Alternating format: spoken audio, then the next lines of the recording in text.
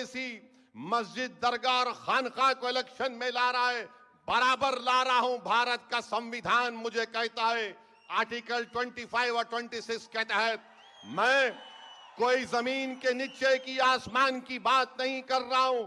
मेरा टूट रिश्ता मेरे मजहबी इबादत गांव से था और हमेशा रहेगा। इसलिए रहेगा क्योंकि जो संविधान को बाबा साहिब अंबेडकर ने बनाया था, उसका प्रियम्बल कहता है liberty of thought, expression and belief.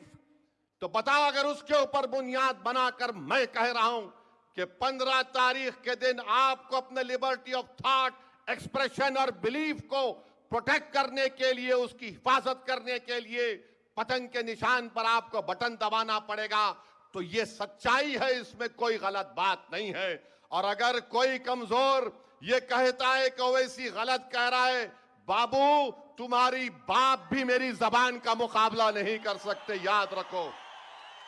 तो मेरे अजीज दोस्तों और बुजुर्गों, 15 तारीख के दिन वक्फ के काले कानून के खिलाफ वोट पतंग पर दबेगा या नहीं दबेगा, बताओ। वक्फ के काले कानून के खिलाफ पतंग पर बटन दबेगा या नहीं दबेगा? नांदेड़ की फिजाओं में क्या नजर आएगा? मेरे अजीज दोस्तों और बुजुर्गों, दूसरी बात, सैयद मोइन और फिरोज लाला बोल रहे थे कि अजीत पवार के भी कैंडिडेट हैं। अजीत पवार, तुम शरद पवार के नहीं हुए, तुम नांदेड़ के क्या हो सकते हो?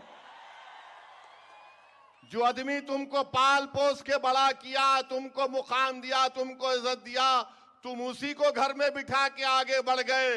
ये अजीत पवार की पहचान है। और खुल खड़े होकर बोलता है 75,000 करोड़ का गबन का मुझ पर इल्जाम है, क्या हुआ? हाँ अजीत पवार, तुम्हारा नाम अजीत पवार है। तुम्हारा नाम कोई मुसलमान का नाम होता तो तुम 75 साल जेल में रहते। ये फर्क है जो सत्ता में रहता है और जो मजलूम मुसलमान होता है। तो मेरे अजीज दोस्तों और बुजुर्गों, तीसरी बात कहना चाहूंगा, अशोकराव चौहान नहीं सुधरना चाहते, नहीं संभलना चाहते। अशोकराव साहब, आपको क्या एक मंत्री पद भी नहीं दिए मोदी? इतना कर रहे आप उनके लिए, कम से कम मिनिस्टर ऑफ स्टेट तो बनाते आपको। आप तो महाराष्ट्र के मुख्यमंत्री थे। हाँ, ये और बात है कि आदर्श कैंप में आपको इस्तीफा देना पड़ा। आपको कम से कम नरेंद्र मोदी आपको कुछ तो दे देते। आप तो